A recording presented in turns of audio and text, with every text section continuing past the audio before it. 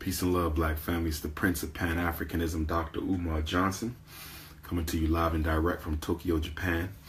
I know I just left you a brief while ago talking to the sisters about relationships and dating, the rules of romance, with regard to my upcoming book by the same title. My book will be coming out this fall or this winter, God willing, before the end of the 2017 calendar year, for sisters only. Relationships and dating, the rule of romance. For some reason, I'm over here in Tokyo and I cannot sleep. I don't know why I cannot sleep, but I'm full of energy, which is very ironic and unexpected because I love sleep. The Prince of Pan-Africanism loves to sleep. I don't know if my biological clock is still on East Coast Philly time. Myself and the good hostess, Sister Champagne, who did a good job taking me around today. We did a lot of walking, we did a lot of traveling on the Tokyo public transportation, so I should be tired. I can't explain this. Maybe this is the spirit of the ninja. Maybe this is the spirit of the samurai. Maybe this is the spirit of the African ancestors who came to Asia tens of thousands of years ago to build and civilize the country. I don't know where this energy is coming from. Maybe it's coming from Prince Siddhartha himself, Gautama Buddha, whom I consider to be the greatest psychologist of all time, who in fact was an African. So yes, I'm still up. It's 5 o'clock in the morning in Tokyo. I can't believe I'm still up because I do not rise early and I love sleep. So how do you explain someone who does not rise early and who loves sleep to still be up at this time? I don't know how to explain it. But be that as it may, since I am up, I might as well teach. I am a teacher at heart. It's one of the reasons why we will be working to build the Frederick Douglass and Marcus Garvey RBG International Leadership Academy. So today I want to talk about something very important, and I want to talk about understanding white supremacy, the 11 essential principles of the code of white supremacy. White supremacy is a code. All white people participate in this code. All white people adhere to this code, and it is important for us as African people, in order to navigate this code, we must understand this code. One of the greatest miseducations against African people is the fact that we have not deciphered this code. We have not intergenerationally transmitted this code. We have not taught our children this code, and it is very important that we master the code of white supremacy so that we can decode the power structure, so that we can ultimately destroy it and rebuild it. So let's talk about this. The first principle of white supremacy that you have to understand, the first essential principle of white supremacy that we have to understand, and this is going to be difficult for a lot of you to understand this because we were raised in the church and we were raised in the masjid, and because all black religion, even African spirituality, all black religion is colorblind. And that is one of the biggest reasons why black religion has not been able to serve the best interests of African people, because our religion, which is so essential to us as a spiritual people, our religion is colorblind. So how can a people suffering from color prejudice be freed from that color prejudice when in fact their most critical institution, the church and the masjid, is colorblind? So it's going to be difficult for many of you to accept rule number 1 because of your indoctrination. But it is my job to wake you up and bring you into the consciousness of your indoctrination so it can be overthrown. Because only that which is understood can be overthrown. Only that which is understood can be destroyed. Only that which is understood can be ultimately refuted, rejected, and done away with. So the first rule, the first of the 11 essential principles of white supremacy, the first rule of the 11 essential principles of global white supremacy is that all white people are racist. All white people are racist. Now, I know I have some Europeans trolling my Instagram and my Facebook, and I don't mind you being here because you need to be educated again. Okay, you as Europeans, as Anglo-Saxons, as Jews, as Irish, as Portuguese, as Spaniards, as Italians, you need to be educated. But I do want my white visitors to understand that I overstand that no matter how educated you become about your code of white supremacy, you will never violate that code, nor will you ever operate outside of that code, okay? Many black people are under the false, erroneous belief that if we educate white people about who we are, racism will cease to exist. Many of us as Africans believe that if we educate white people as to who we really are, racism will cease to exist. Well, I can assure you that that is a fallacy. I can assure you that that is a lie. I can assure you that that is nothing more than a fragment of your imagination. White people are already educated about who you are. That's why they are racist. You don't need to be racist against the people over whom you exercise superiority. Racism is not necessary when you're dealing with inferior people. Racism is only necessary when you are dealing with equals or people who are superior to you. The fact that we even have racism clearly connotates and denotes that African people are not inferior. You do not have to devise a system of authority, control, and domination in order to keep inferior people in check. When people are inferior to you, you don't even have to be conscious of them. Do you understand? So the fact that we have a system of global white supremacy clearly articulates and communicates to you that you are not inferior to Europeans. Facts. Facts. Facts. Rule number one, the essential rule, the first essential rule, and these are in no particular order, the first essential rule of white supremacy, the code of white supremacy, is that all white people are racist. I must say this again. All white people are racist. I must say this again.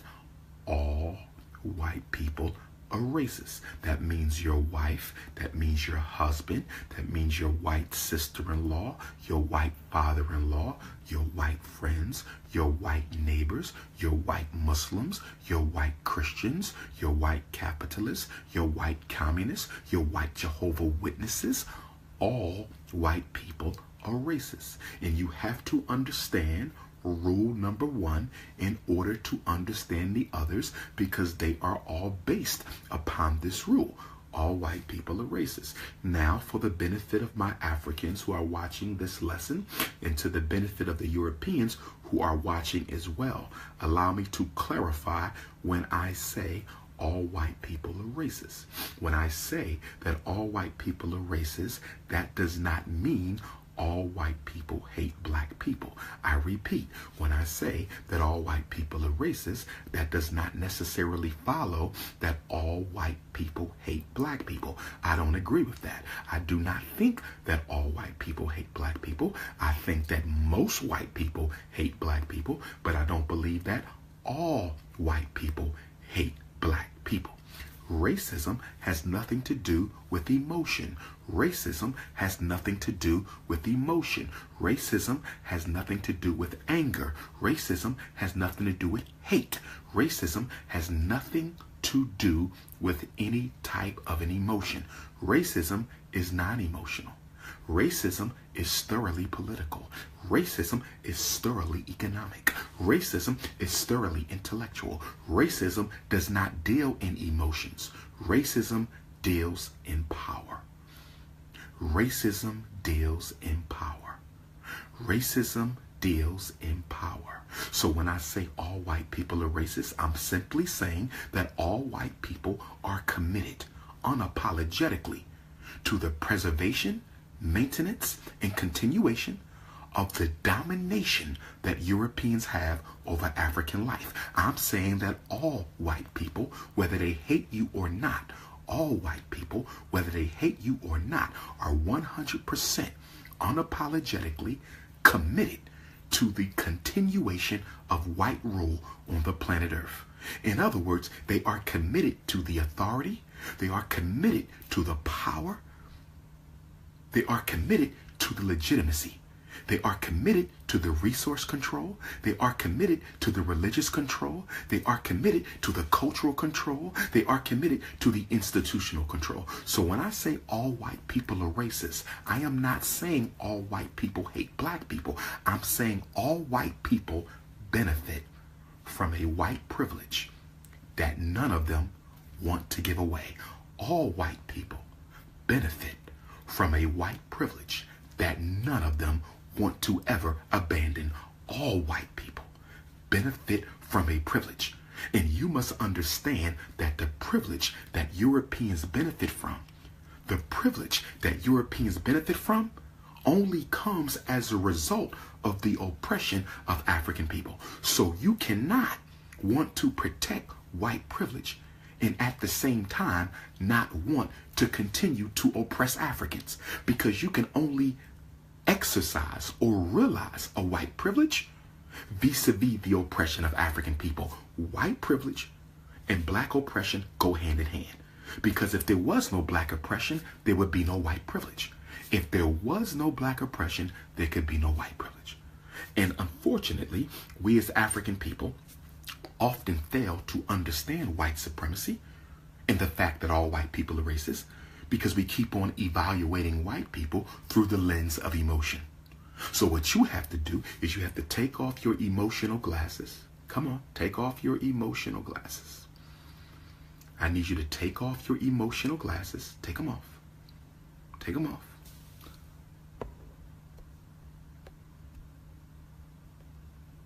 I need you to take off your emotional glasses and then put on your political glasses.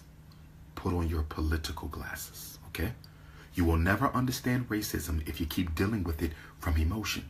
And because we keep on dealing with it from emotion, okay? And because we keep on dealing with it from emotion, we are often confused and tricked up whenever white people who we feel care about us, stay with me, when white people who we feel care about us, when white people who we feel care about us, okay, do things that clearly manifest their racism, we are confused.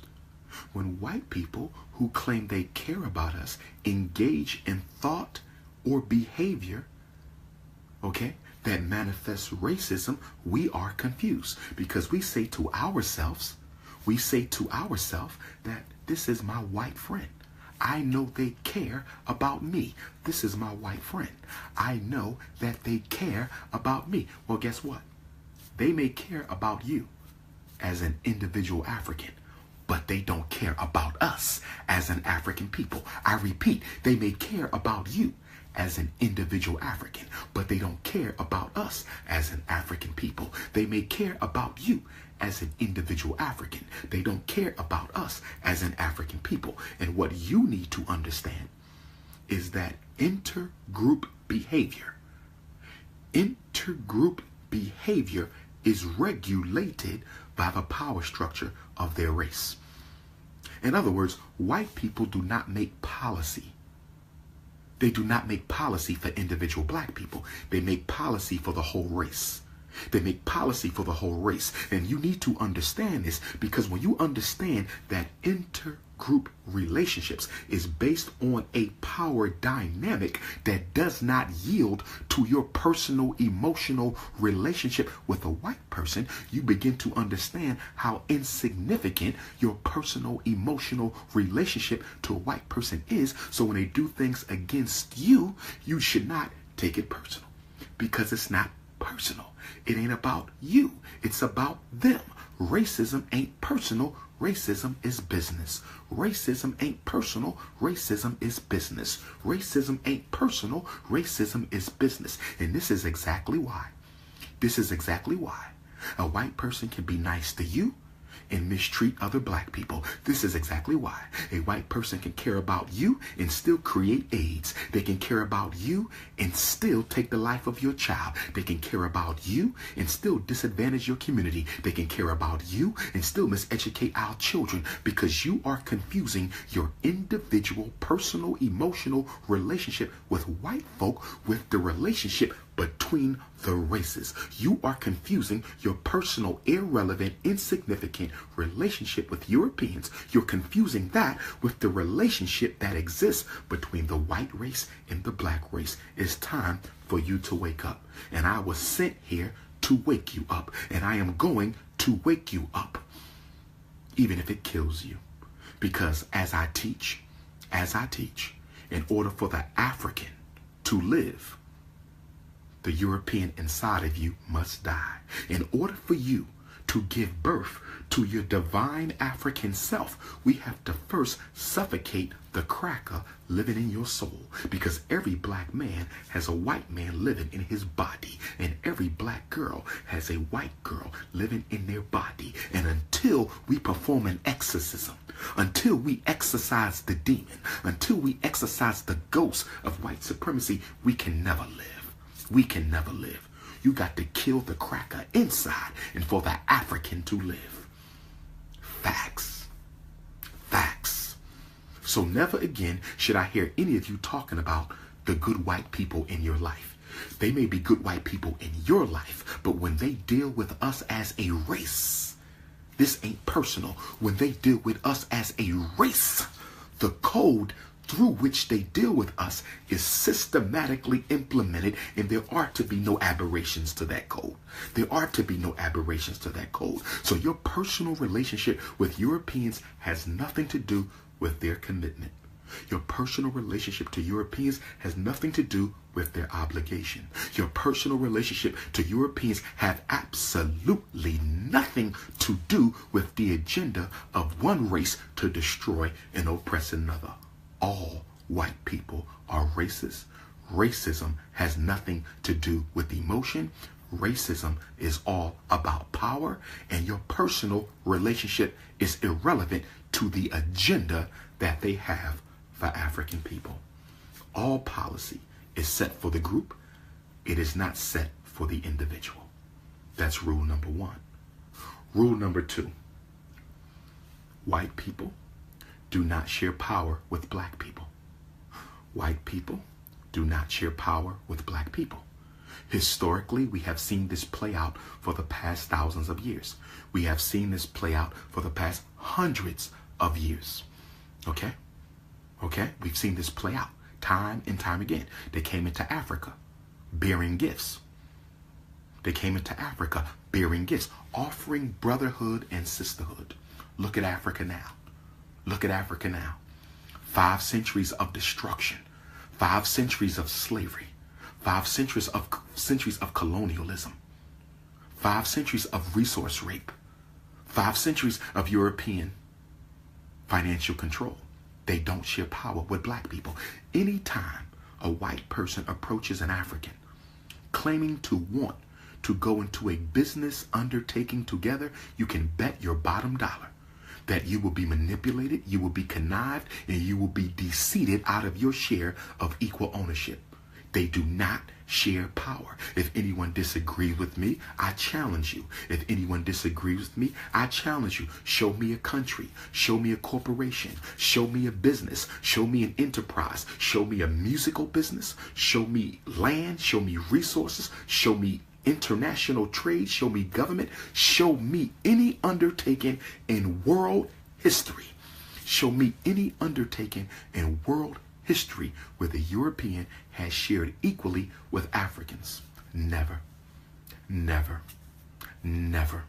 So whenever you hear anything about power sharing, let's look at South Africa, the Republic of South Africa.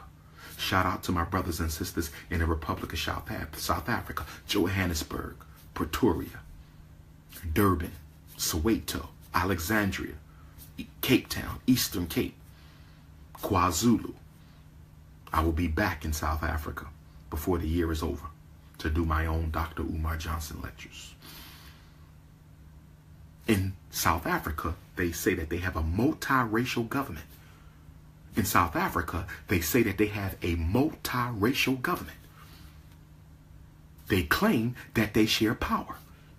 But the African National Congress The ruling government of South Africa doesn't own a single bank. The African National Congress, the ruling government of South Africa, doesn't own a single diamond mine. The African National Congress doesn't own a single gold mine. How in the hell can there be power sharing between black and white in South Africa when the whites own all the resources and the blacks have almost none?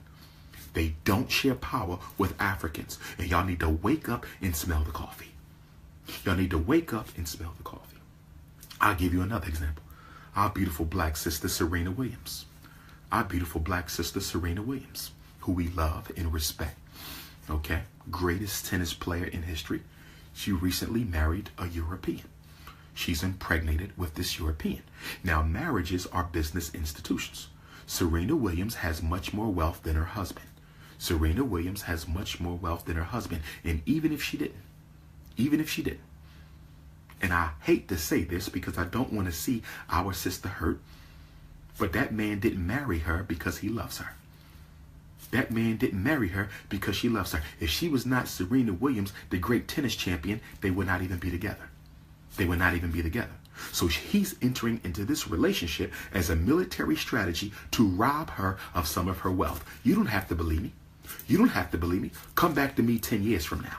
Come back to me 20 years from now. Of course you don't think it's accurate because you don't understand white supremacy. Come back to me 10 years from now. They will no longer be married. They will no longer be married. And I don't wish that upon my sister, but I understand white supremacy, and she does not. He did not marry her because he loves her. That man is not intending to spend the rest of his life with Serena Williams. I promise you that. I promise you that. First of all, he don't even know what to do with all that. She need an unapologetically African alpha male to handle that. He can't handle that. He don't even know what to do with that. Okay? But I promise you, he will not be married to her for the rest of her life because he did not marry her for that. She is nothing more than a financial investment. She is nothing more than a financial investment. White supremacy is non-emotional. White supremacy is non-emotional. White supremacy is non-emotional. Number 3, white supremacy is ruthless. White supremacy is ruthless. Do you know what ruthless means? Do you know what ruthless means? To be totally ruthless? That means you are devoid of any moral code.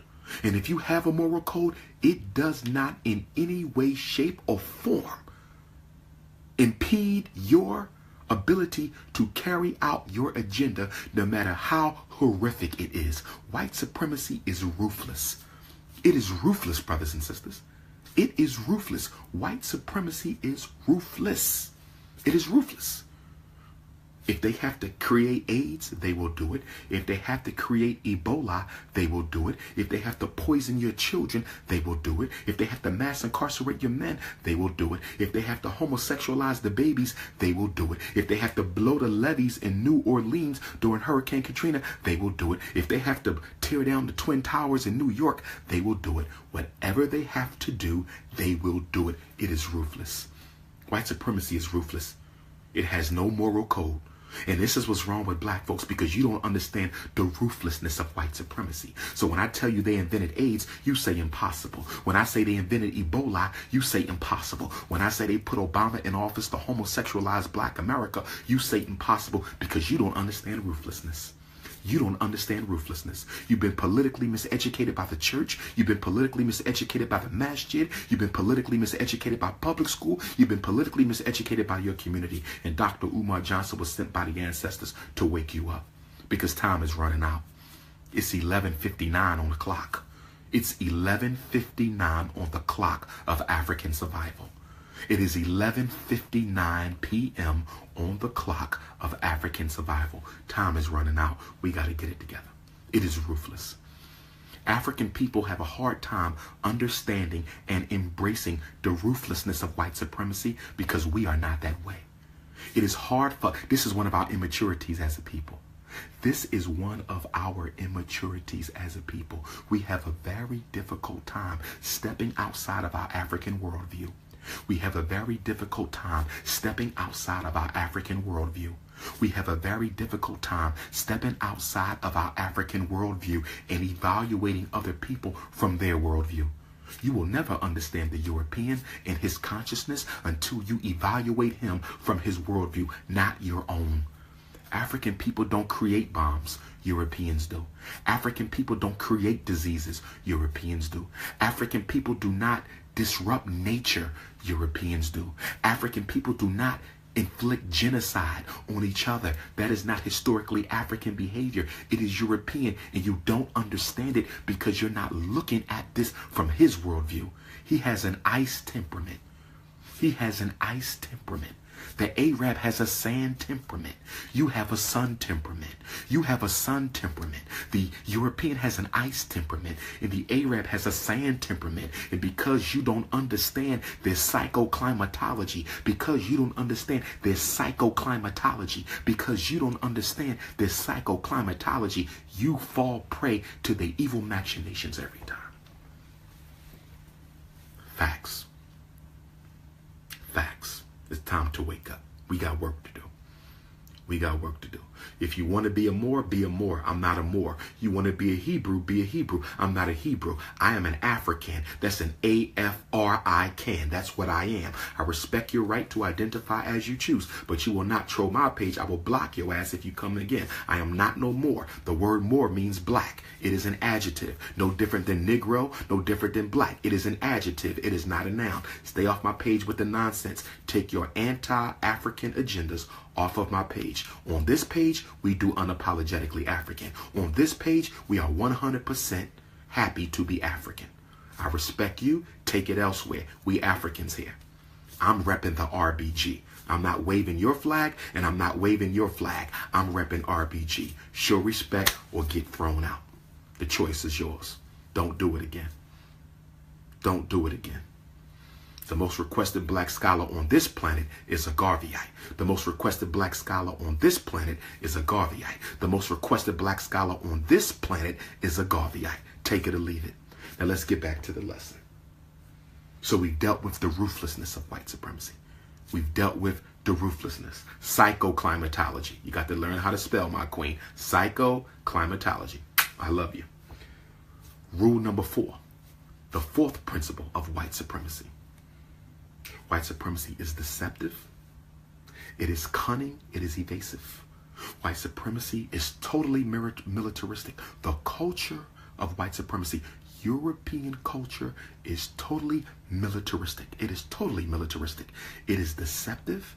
It is cunning. It is evasive. It uses coded language. It uses double talk. It lies in your face and smiles behind your back. It will grin in your face and stab you in the back. Toussaint L'Ouverture. Toussaint L'Ouverture, the leader of the Haitian Revolution, which began on 8/21/1791. Toussaint L'Ouverture. He gets a message from Napoleon Bonaparte. He says, Toussaint, after all, we are brothers. Napoleon Bonaparte sends a message to Toussaint L'Ouverture at the height of the Haitian Revolution, and he says, we're both Frenchmen. You were a soldier in the French army. Let's sit down and reason. If I need to respect Haiti as an independent government, I will respect Haiti as an independent government.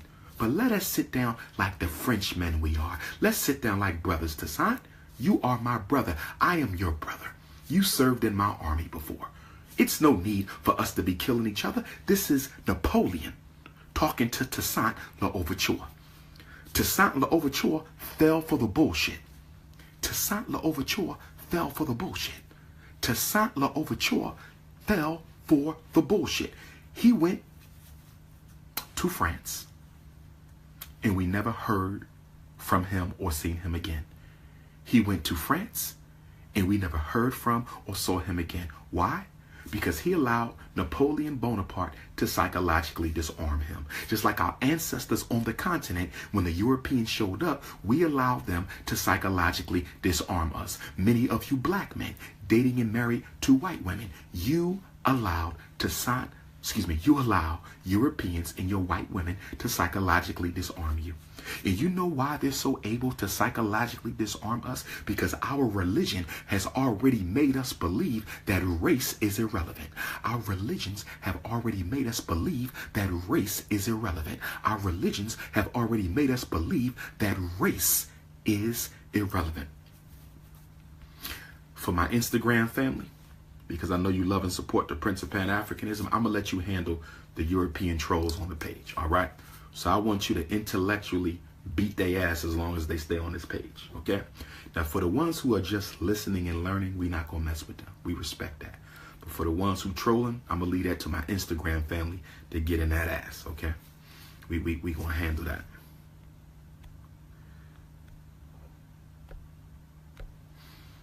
Okay? So, this is why they love contracts. If you notice, white culture doesn't value verbal contracts. Have you noticed that? African culture, we do a lot of verbal contracts. We can shake on it. It's a verbal contract. European culture, they don't do verbal contracts. They want it written down. They want it on paper. They want it on paper. Why do they want it on paper? They want it on paper because you can lie with words really well. You can deceive with words really well. When you look at the European language, every word has 2 and 3 meanings. Every word has 2 and 3. Why does every word have multiple meanings? Why don't every word have one meaning so people can understand how it's being used? Why don't every word in their language have one meaning so people can understand how it's being used? You know why it doesn't have one meaning? Because their language, like their culture, is based on technology. Their language, like their culture, is based on technology. So they need the words to have multiple meanings. So once you find out what this means, they'll say, I didn't mean that, I meant this. And once you find out what this means, they will say, I didn't mean this, I mean that. And then once you find out what that means, they'll say, I didn't mean this, I meant that. It is deceptive, it is cunning, it is evasive. You cannot trust it. You cannot trust it. No contract you sign will be good. No legal decree that you enter into will be good, because this is white supremacy, seldom understood by its number one victims, the African man and woman. This is white supremacy, seldom understood by its number one victim, the African man and the African woman. Technology is the philosophy of white supremacy. Technology is the philosophy of white supremacy. Number 5. The 5th principle of white supremacy is it is narcissistic. White supremacy is narcissistic. White supremacy is narcissistic. That means what? That means how they see things is the way it has to be. How they feel about things is the way it has to be. The way their news reports information is the way it has to be. The way they feel about God is the way it has to be. The way they feel about nature is the way it has to be. It is narcissistic in that its opinions is more important than anyone else's. That's right. Its agenda is more important than anyone else's. The whole world can say, this is how we want to operate. But the white supremacists will come in and say, we don't care how y'all want to operate. This is the way we want to operate. It is imperialistic. And an imperialist is a narcissist. White supremacy is imperialistic. And an imperialist is a narcissist. An imperialist is a narcissist. It is their way or the highway. It is their way or the highway. It is narcissistic. This is why many white intellectuals cannot stand to be challenged by an African intellectual. This is why many Eurocentric intellectuals cannot stand to be challenged by an African intellectual, because their narcissism suggests that who are you? Who are you to question me? Who are you to question me? This is why when you go to their schools and to their universities, they never teach you how to evaluate or analyze the various philosophies and systems that their great men and women have created. They never teach you how to evaluate and analyze the systems that their great men and women have created, because they are narcissistic. So you're not supposed to challenge Christopher Columbus. You're not supposed to challenge Adolf Hitler. You're not supposed to challenge the Jewish bankers. You're not supposed to challenge the European giants of propaganda. You're not supposed to challenge their scientific formulas. You're not supposed to challenge their health remedies. You're not supposed to challenge their belief that Jesus was white. You're not supposed to challenge their belief that the Egyptians were white. You're not supposed to challenge anything, because they are narcissistic. What we say is necessarily the truth. And you know what the problem with that is, family? You know what the problem with that is, family? They had convinced you. They have convinced African people. White supremacy has convinced African people over these past 400 or 500 years that the way they see it is the way you shall see it. They have convinced you to believe that the way they see it is the way that you should see it. And that's our problem, because most of us have bought into the European worldview. We are at peace with white people dictating our lives. We are at peace with white people dictating our destiny. We are at peace with white people educating our children. No one else could be at peace with that. You walk into a black community, we don't control the politics. You walk into a black community, we don't control the religion. You walk into a black community, we don't control the businesses. You walk into a black community, we don't control who moves in and who moves out. So we don't control membership. We control nothing, and we are at peace with that because the white man has convinced you that his remote control is better than your direct control. The white man has convinced you that his remote control is better than your direct control. That's right. In his narcissism, he has convinced the whole world that his way is the best way. It's so ironic. It's so ironic. We have all these doctors, but people are still dying. We have all these psychologists, but people are still crazy. We have all these criminologists, but people are still going to jail. We have all these sociologists, but we still have all these social problems. Look at all these white experts that we have, all the books and all the scholarship and all the peer-reviewed articles, and he hasn't solved a single problem yet. He hasn't solved a single problem yet. He doesn't even have a cure for the common cold, but he spends billions of dollars on medical research, and he has convinced you. He has convinced you. He has convinced you that his way is the best way. He has no solutions. His solution for everything is war and conquest. His solution for everything is war and conquest. His solution for everything is war and conquest. And he has accepted you, African people, God's original people, the chosen people, and the first people. He has convinced you that his way is the best way.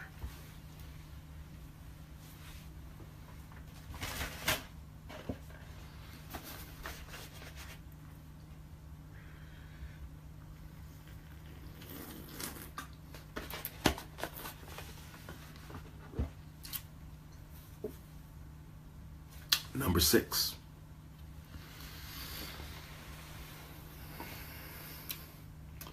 White supremacy is ahistorical. Principle number 6 of the 11 essential laws, rules, principles, the code. Number 6. White supremacy is ahistorical. What do I mean when I say white supremacy is ahistorical?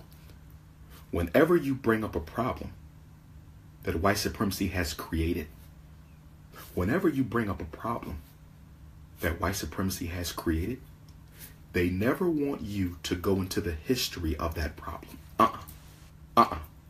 We don't, no. He tells you why you keep living in the past. That's what he tells you.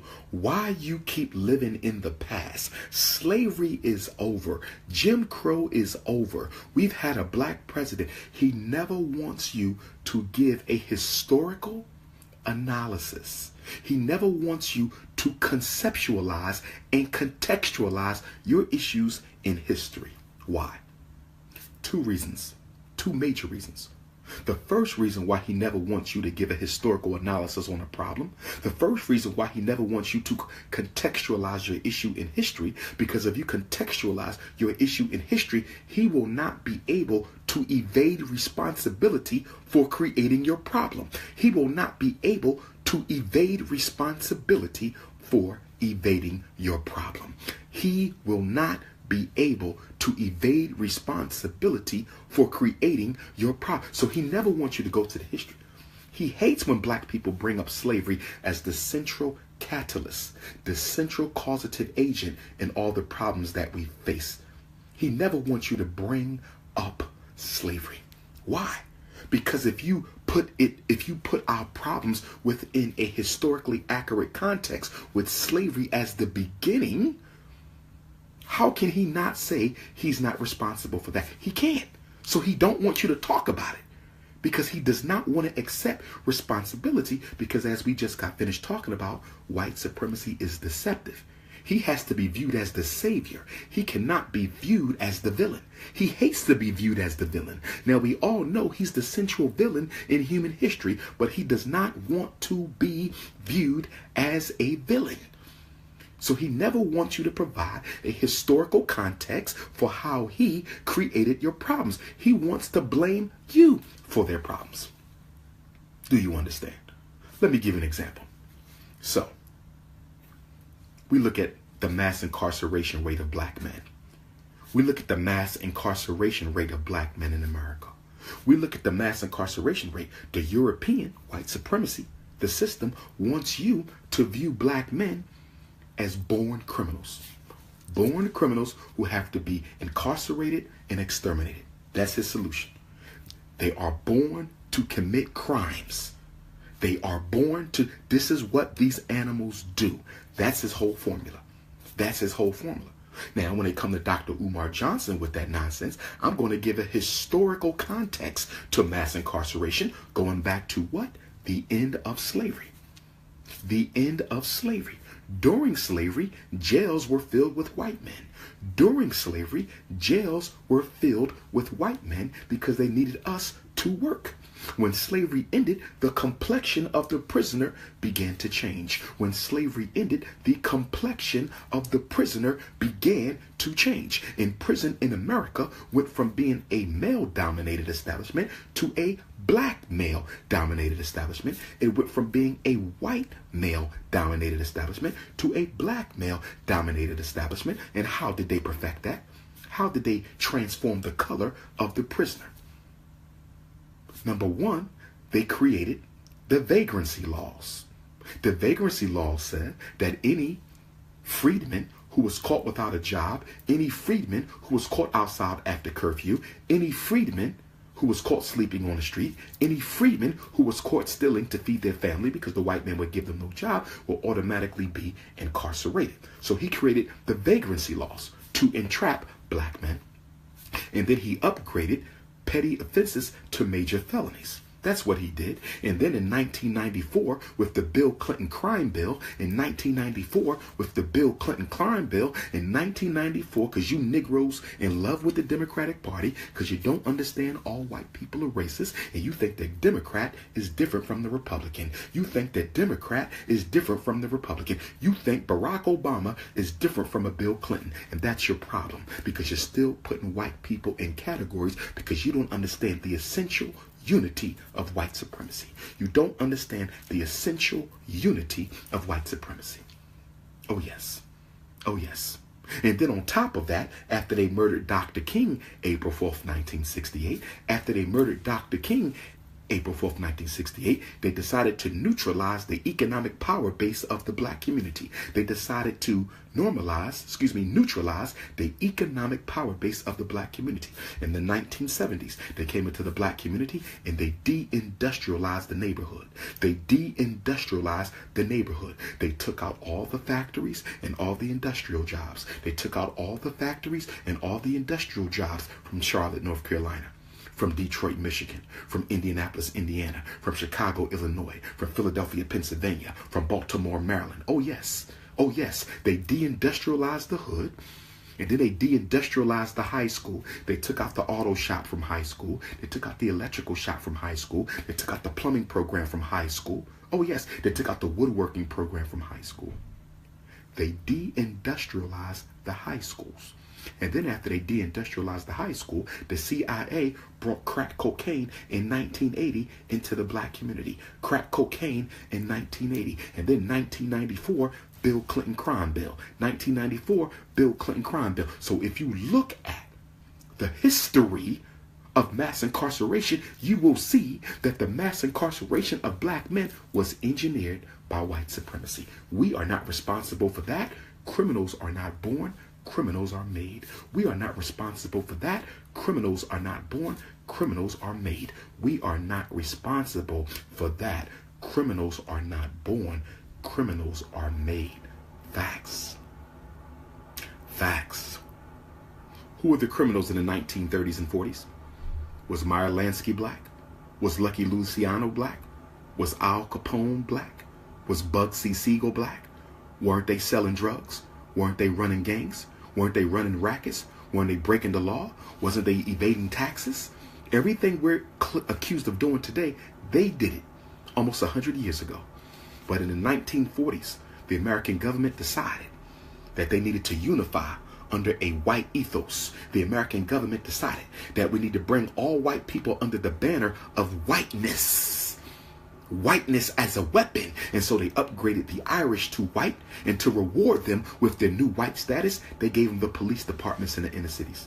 They gave them the police departments in the inner cities. Someone needs to do a systematic analysis on the cultural ethnicity of the police who kill black people.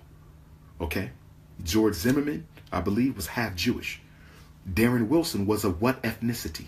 The officer that killed Tamir Rice, of what ethnicity? The officers that choked Sandra Bland, of what ethnicity? And you will find Jewish, Irish, and Italians predominantly, because they gave the police department to the Irish. And then they gave the fire department to the Italian. They gave the fire department to the Italian, and they gave the European Jews the civil service jobs. The civil service jobs. This is the history. This is the history. You understand? But they don't want you to do a historical analysis. He's ahistorical. He never wants you to go back. He never wants you to go back. He don't want you to say, well, let's go to Nile Valley culture. Since y'all so great, let's go to Nile Valley culture. Who taught your Greek and Roman philosophers? Where did they come from? Where did they come to learn? Where did Plato come? Where did Aristotle come? Where did Plato, Aristotle, Socrates, Epictetus, where did they come from? Your gods, where were they borrowed from? Why was Socrates murdered? Socrates was murdered for bringing Egyptian god science into Europe. Socrates was murdered for bringing African god science into Europe. They don't want to do no history. You know why they don't want to do no history? Because they have none beyond 1000 BC. You know why they don't want to do no history? Because they have none beyond 1000 DC. You know why they don't want to do no history? Because they have none beyond 1000 BC. The first literate European is who? The first literate European was who? Homer. Homer. Who wrote the Iliad and the Odyssey? Homer. The first literate European. They had no literature before then. There was no intellectual societies in Europe before then. Their intellectual heritage goes back to 1000 BC. If I'm wrong, prove it. Their intellectual heritage goes back to 1000 BC. That's it. Most of the pyramids were already built by then. We have already mapped the stars by then. We didn't already create spirituality by then, mathematics by then. They don't have nothing before 1000 BC, so they don't want you talking no history because they can't go beyond 1000 BC. Facts. And I see some of my white visitors. Good afternoon. Some of you are having a white supremacy attack. Let's talk about the white supremacy attack. A white supremacy attack is an ego attack that Europeans experience when they find themselves in a system where they cannot intellectually or physically dominate African people. Whenever Europeans find themselves in a reality where they cannot intellectually or physically dominate African people, they have what I call a white supremacy attack. Okay, mind go crazy, they start sweating, they get angry, they start yelling, they don't know what to do because they benefit from white privilege their whole life. They benefit from white privilege their whole life, that when they come into a situation where the white privilege does not benefit them, they have a white supremacy attack. So some of my white visitors on Instagram are having a white supremacy attack. Maybe you should get you some cold water. Maybe you should get you some cold water. Better yet, get your ass off my page. Better yet, get your ass off my page. The truth hurts. The truth hurts. But you only hearing it one time. We hear your lies every day. You only hearing my truth right now. But we hear your lies every day. You only dealing with our truth right now and you can't take it. We've been dealing with yours for 500 years. Get your ass up out of here. You go and tell them that all the scared Negroes are dead. You go and you tell your masters that all the scared Negroes died 50 years ago. Everybody's unapologetic now. Everybody's unapologetic now. All Africans are unapologetic now. We ain't taking that shit no more. Black power. Black African power. You go run tell that. You go run tell that. You go run tell that. Go get you some cold water. Go get you a Bud Light or some shit, a Miller Light, High Life, whatever this shit y'all drink. Get up out of here. Facts. Facts. Next. Number 7. And see, this is why I like to point out that I use my real name. I'm not hiding behind some fake Egyptian name like most of these Hotep Negroes. They don't use it. You don't know what their name is. They could be pedophiles for all you know. You don't know. Criminals. You don't know what the hell they done. They reinvent their life with a fake African name. I'm Umar Johnson everywhere.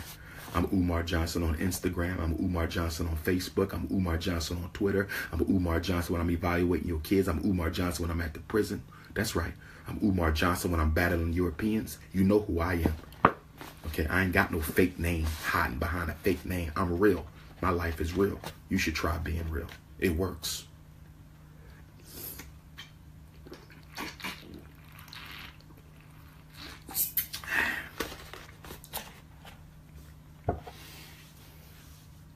Number 7. Number 7. White supremacy is pseudo-scientific. This one is important. This one important. White supremacy is pseudo-scientific. What does that mean? What does that mean when I say white supremacy is pseudo-scientific? When I say white supremacy is pseudo-scientific, what I'm saying, family, is they love to tell you that what they believe has been proven through scientific research. Stay with me. This is important. When you study the rise of racism, you will find that it was the scientists who created it. Apartheid in America was created by the white psychologists. Apartheid in South Africa created by the white psychologists. Adolf Hitler's master race philosophy came from Joseph Goebbels, a white psychologist. They're scientists. They use their scientists to create lies and then conduct pseudo research. Conduct pseudo research to try to justify. Okay? They conduct pseudo research to try to justify the lies that they teach. If you remember, in slavery, during the Ma'afa, they said they had evidence that proved African people were half monkey. They had evidence that proved that we were half devil. They had evidence that proved that our brains were deformed. This is what they taught. And nobody questioned it because they said, we have the research. We have the research. 50 years ago, they said African children are intellectually inferior to white children. You say, how do you know this? We've done the research. Anytime you tell, Ebola came from a monkey. AIDS came from a monkey. How do you know AIDS came from a monkey, Mr. White Man? Because our scientists have done the research. Our scientists have done the research. Hey, Mr. White Man, there's certain things that we shouldn't eat. It's not good for African body and African DNA. You should not even sell these things. People should not even be allowed to include these ingredients in food. No, it's okay. It's perfectly healthy. How do you know? We've done the research. And so they have been able to get people to back off of challenging their conclusions, because every time you challenge white folk on what they believe, they bring out their fake science. They bring out their fake science. And we got Negroes in the conscious community. We got Negroes in the conscious community running around asking Dr. Umar Johnson, where is your research to prove ADHD ain't real?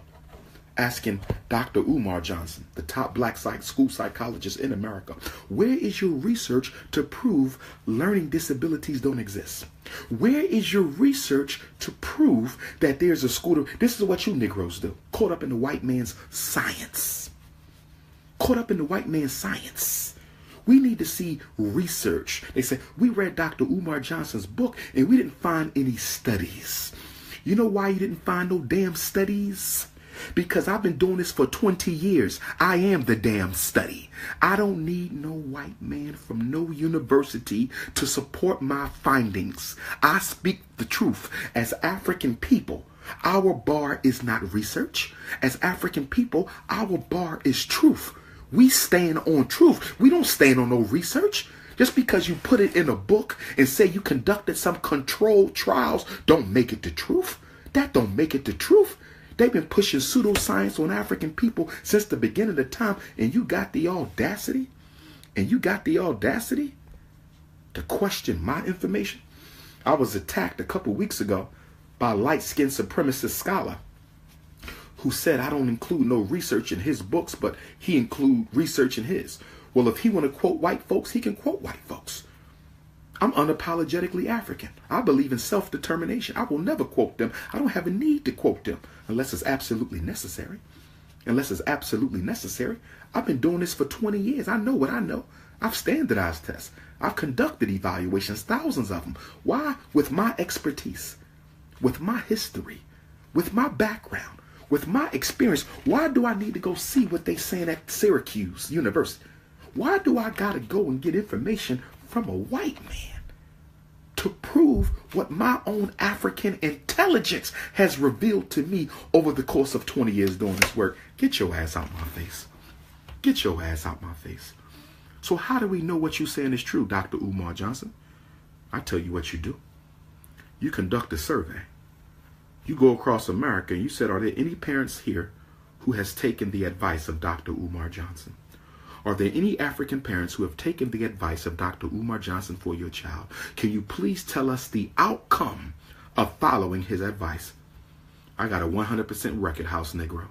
100%. When parents do what I tell them to do, we win. Period. Point blank in the story. That's your research. White supremacy is pseudoscientific. And a lot of you Negroes, you go to college like I did and get a doctorate degree like I did, and you start worshiping the white man's scholarship. That's what's wrong with half of y'all. Y'all worship the white man's science. Well, he said this, and he said this, and they found this. That ain't nothing but lies. The best way to get people to swallow a lie is to make it look scientific. You falling for that? The best way to make your lies look like truth is to make people think it's scientific. Please.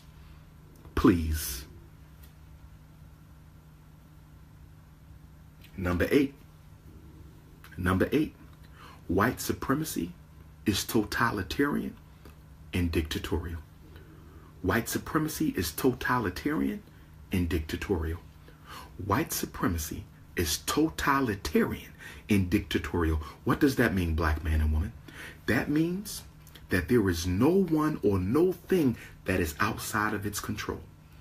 It preys on everything. It is totalitarian. In other words, you're not allowed to exempt yourself from it. This is why brothers and sisters who say, we want the United States government to give black people a couple of states so we can build our own country. We want the United States government to give us a couple of states so we can build our own country.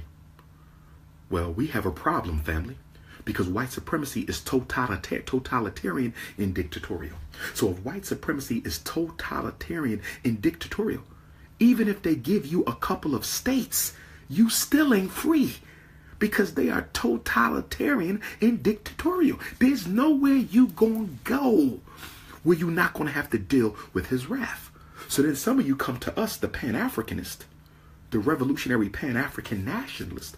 Y'all come to us, the Garveyites. Y'all come to us, the African fundamentalists, and you say y'all believe in repatriation. Well, the white man is in control of Africa too. So how are we going to be free running over there? And to that we say, hold on, I got a Ku Klux Klan member on my page. Let me block this Ku Klux Klan member. Nobody's scared of y'all no more. Fuck out of here. Okay? So anyway, what was I about to say before the Klan man distracted me? Oh, y'all say y'all going to Africa. What y'all going to Africa for if the white man run Africa? And to that we would say we're not going to Africa to escape the white man, because white supremacy is totalitarian. It's totalitarian. We're going to Africa because when we study geopolitical strategy, we conclude that in Africa, we have the best chance of waging and winning the war against white supremacy. Facts. Facts. We're going to Africa, not only because it's home, not only because it is the jackpot of all nations, everybody wants Africa, but because that is where we dominate as a race. That is the land of the blacks. If we go there and fight from there, we have the greatest opportunity for victory. That is why we go to Africa. Not to run away, but to increase the chances of victory. That is why we go. Facts. It's totalitarian. It's totalitarian. Okay? And because it is totalitarian, black bourgeoisies fail to realize that once they use them against us, they coming for them.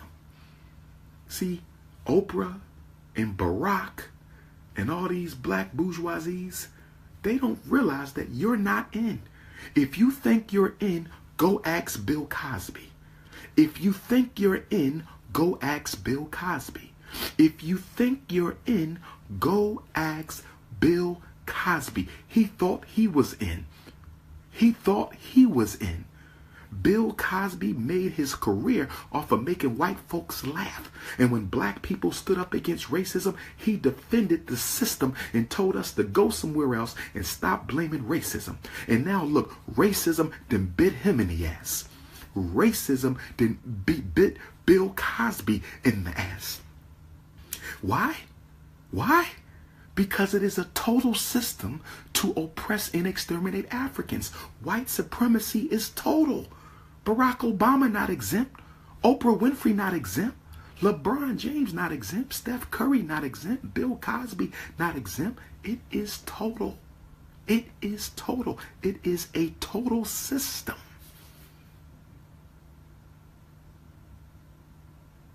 This is why we need the Frederick Douglass Marcus Garvey Academy. See, you will never win this war politically, economically, culturally, socially, intellectually, spiritually.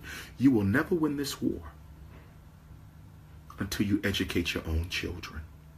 And do you want to know why? Why can I sit here and say, as a master educator, that you will never win this war until you educate your own children yourself? You know why I say this?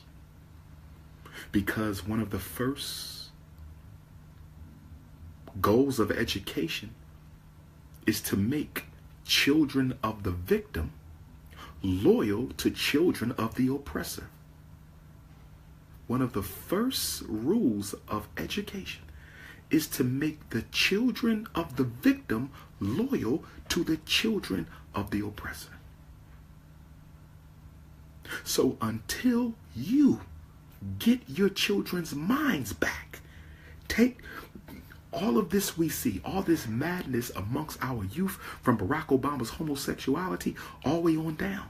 All of this is the result of black people not taking the educational destiny of their children into their own hands. How are you going to keep sending your children to his schools? They're being taught sympathy for his agenda. That's why black people will fight you when you talk about white folks. They will fight you when you talk about racism, because they were conditioned to do that. All of you were conditioned. That's why when I talked about African spirituality earlier, when I said no religion is African unless it believes in ancestral veneration, y'all start saying paganism. Paganism, that's the devil. Because you were taught that. Anything that is not within the scope of the white man's Christianity or the Arab's Islam is paganism to you, because you are a Negro robot, a Negrobot. A Negro robot, a Negrobot. That's what your ass is. You on remote control. White man play you like he play Sega. He play you, this is you. He ain't even got to be in the hood. He got this. He played Negroes like this. Tell you what to do, how to do it.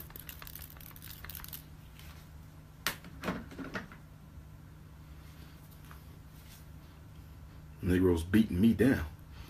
Talking about where the school at. Like I can open and run a school on $500,000.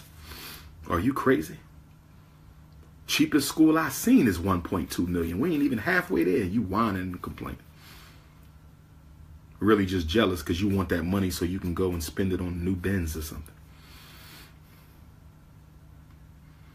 I know my mission. Go find yours.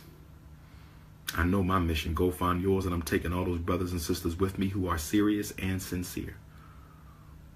You know what I'm working on right now, brothers and sisters? Remember that repatriation I was talking about? That repatriation. I'm working on that. I'm working on that as we speak. Oh, yes. Oh, yes. Oh, yes. I'm working on that.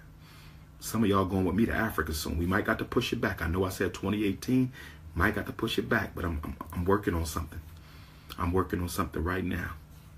I'm working on something right now, and I'm going to take the serious people with me, not no nuts. Not no nuts and part-time haters. You see? And I'm not taking none of my frenemies, okay? Let me tell you what my frenemies are, then I'm going to get back on the lesson. Because we got 3 rules left. Frenemies are people who act like they are for you, but when you're not around, they're hanging out with your homies. I can't begin to tell you how many people who claim they were for me, and when, you know, I'm just scrolling through the Facebook feed, they laughing and partying with people who have done all they can to try to destroy me and my work. I'm telling you right now, I don't care who you is. Okay, you ain't no supporter of mine if you friends with people who have openly tried to destroy my work. I want to be clear about that. I didn't say you couldn't be friends with people who disagree. Disagreement is not hate. Disagreement, you can disagree with me all day. I don't care about that. I'm unapologetic. I don't care. If you friends with people who disagree with Dr. Umar, that's all right. Your husband may disagree. Your wife may disagree. That's all right. I'm not talking about disagreeing. I'm talking about aggressive hatred. Aggressive hatred is what I'm talking about. Ain't no way in hell you with me and you rolling with aggressive haters. I don't get down like that. I'm a Leo. I am a Leo. I'm a son of the sun. And loyalty is very important. Loyalty is very important. Loyalty is very important. Okay? Let's keep on going. The 9th rule of white supremacy. White supremacy is propagandistic. White supremacy is propagandistic. What do I mean when I say white supremacy is propagandistic? When I say white supremacy is propagandistic, I'm saying that they control the flow of information to serve their agenda. They own CNN, they own Fox, they own USA Today, they own the New York Times, they own the LA Times, they own the black newspapers, they own cable. They control the flow of information, and in controlling the flow of information, they control the consciousness of the people. By controlling the flow of information, they control the consciousness. The consciousness. They control the consciousness of the people. They control the consciousness of the people. They control the consciousness of a people. You understand? They control the images of black people, because y'all don't understand that media is not entertainment. Media is political programming. Every TV show, political programming. Every rap song, political programming. Every newspaper article, political programming. Remember, I've taught you before that before you exterminate the body, you must exterminate the image in popular culture. Before you kill black men, you must exterminate the image of black men in popular culture. Before you kill black women, you must exterminate the image of black women in popular culture. And this is why I would argue that they have all these reality shows. Reality shows were invented to kill the image of the black woman. Gangsta rap was invented to kill the image of the black man. Reality shows was invented to kill the image of the black woman. And gangsta rap was invented to kill the image of the black male. Every rap song you listen to, it ain't nothing but killing other black men, going to jail, selling dope, exploiting women and worshiping materialism. Every damn song you hear, different artists, different beat, different flow, same message, indoctrination. And y'all let y'all children listen to this all day long. Look at the reality shows. All the women are thirsty. They ain't got no man, can't find a man, can't trust man, long weave, materialistic, sexually objectifying their body. Look at these images. And you know what's so sad about this, African people? Do you know what's so sad about this, African people? We are participating in the extermination of our own selves. We are the first people in human history marked for genocide who participated in the extermination of their own image. You're the first people. You can't name another people in human history who were marked for extermination and gladly and willingly participated in the extermination of their own selves. I'm not here to be your friend. I'm here to wake you up. I'm not here to be your friend. I'm here to wake you up. I'm not here to be your friend. I am here to wake you up. 10th principle. Principle number 10. White supremacy is unjust. U-N-J-U-S-T.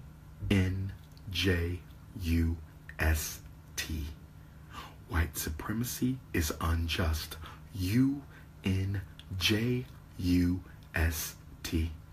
They are incapable of treating you fairly and equally. They are psychologically, spiritually, intellectually incapable of treating African people as people. They are unjust. That is their culture. That is their psycho-bio-climatology. That is the Iceman energy. That is the Iceman energy. They are unjust. They do not believe in justice. There will be no reparations unless you fight for it. They don't believe in justice. There will be no apologies for slavery unless you fight for it. They don't believe in justice. You will never win against racism in court. They don't believe in justice. You can't have white supremacy and justice in the same time, in the same space. They are incompatible. White supremacy is unjust. You can't have justice and white supremacy together in the same place. Y'all need to understand this. Y'all need to understand this. They cannot coexist. One is unjust, one is just. They can't mix. It's oil and water. If you want justice, you have to destroy white supremacy. If you want justice, you have to destroy white supremacy. They don't believe in freedom, justice, or equality.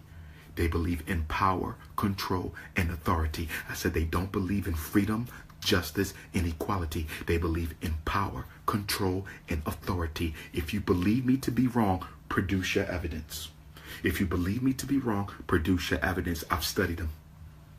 I've studied them. We will be celebrating 400 years since the first ancestor was dropped off in the 13 colonies that have become the United States of America. On August the 21st of 2019, that's less than 2 years from now, we will be remembering 400 years of white supremacy, and we still don't understand it. We still don't understand it. We still don't understand it. No justice can come from this system. No justice can. No justice can. These are the facts, and they are undisputed. Last principle. Principle number 11. Last principle. Principle number 11.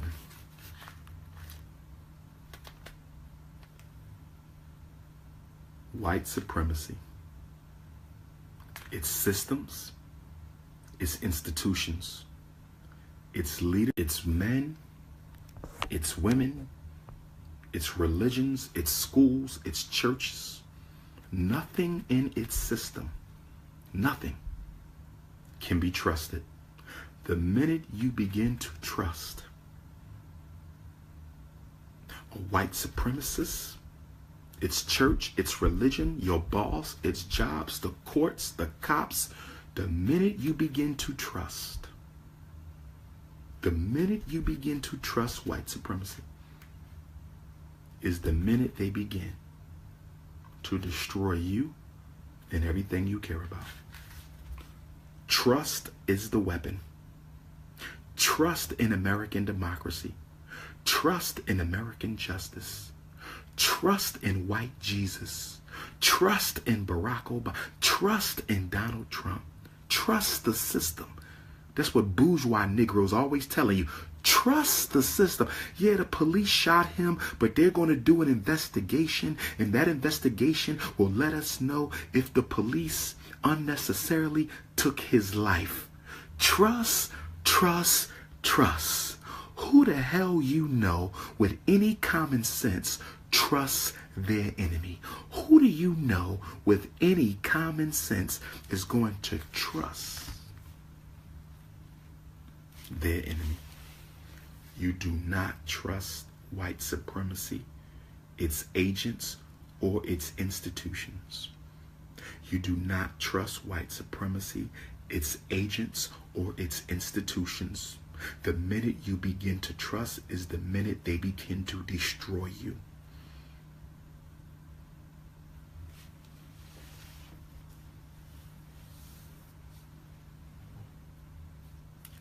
Facts.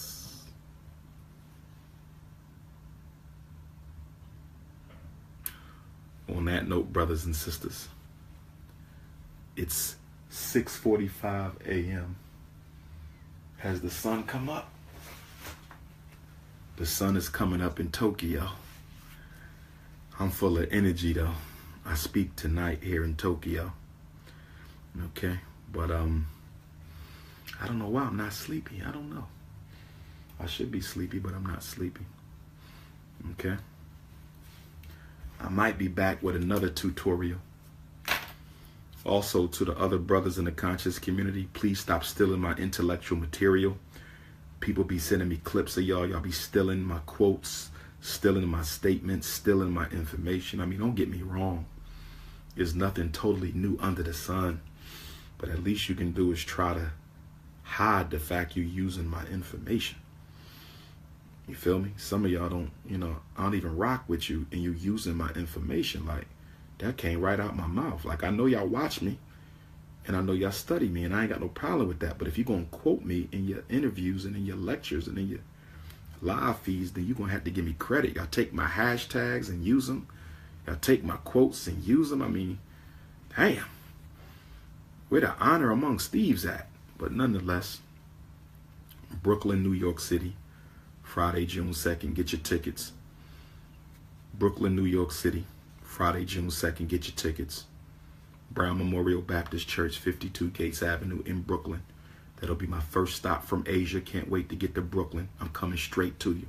Brooklyn, I'm coming straight to you from China, June 2nd, Bronx, Harlem, Manhattan, Queens, Staten Island, Long Island, Money Earning, Mount Vernon. Be up in the building. Jersey, be up in the building. Okay. Coming to you. Detroit for the National Independent Black Parent Association Training Conference. I'm hoping a lot of you from around the country join us in Detroit for the National Independent Black Parent Association Training Conference. Okay, Ireland. I done seen you a couple times, Ireland. We can do a lecture in Ireland. I'm going to be in the UK. So what you can do is send me a message and I'll put you in contact with my United Kingdom host, my organizer, the good sister, and we'll try to get up to Ireland while we over in the UK. I ain't got no problem coming to Ireland. Okay, so just get me, hook me up with that. All right.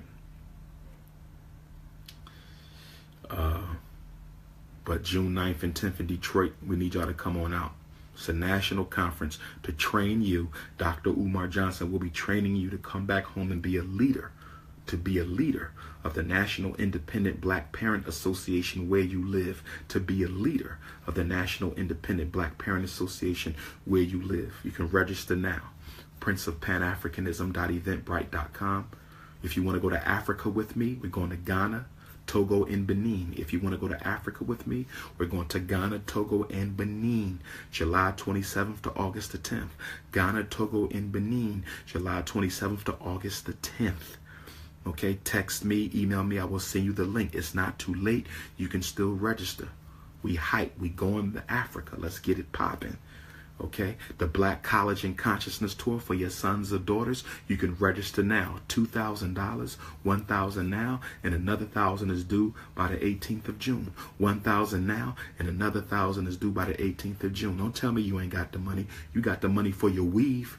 You got the money for your car note. You had the money for your New Year's party. You had your money for the 4th of July. You had your Easter money. You got your Christmas money. Just be honest and say, my child ain't worth it. Just say it. I'm not interested in spending that kind of money on my child. My money goes on materialism. My money don't go on making my child no black conscious, getting them ready for college. I don't spend money on that. Just be honest with yourself. Don't make excuses. You don't value your child's consciousness. You don't value your child's future. You don't value your child's knowledge yourself. Just be honest with yourself. But for those of you who do value, you can go ahead and register now. drumarjohnson.com. Click on Eventbrite, or you can go straight to Eventbrite at princeofpanafricanism.eventbrite.com. Seattle, Seattle, Seattle. I'll be in Seattle for the first time in 4 years. The Juneteenth Power Lecture. I'm hoping the whole state of Washington come out. I'm hoping Oregon come out. I'm hoping my Portland family come out on June 17th. That's a Saturday, June 17th, Seattle. And of course, Minneapolis, Minnesota. Minneapolis, Minnesota on Wednesday. Minneapolis, Minnesota on Wednesday, the 14th. I'm hoping to see y'all. And then Washington, D.C. for Power Talk. For my brothers and sisters who are down in the DMV, I'll be speaking at Power Talk, Washington, D.C. on Saturday, June the 24th. Power Talk, Washington, D.C., Saturday, June the 24th. Make sure you donate to the Frederick Douglass and Marcus Garvey Academy, and we're going to keep it popping. All right? So I might go downstairs and get me some breakfast, some Tokyo breakfast. I don't know what they're going to be cooking. You know what I mean? Maybe they got some grits and eggs down there. Give me this Tokyo breakfast, and we're going to see what's popping. You can add me on WhatsApp if you need to hit me. You can add me on WhatsApp if you need to hit me. 215-989-9858. 215-989-9858. Speaking requests. Some sisters said they want me to come and do the For Sisters Only seminar. You can email that directly to Dr. Umar Speaks at Yahoo. DRUMAR Speaks. DRUMAR Speaks at yahoo.com. One love, black family. I'm out.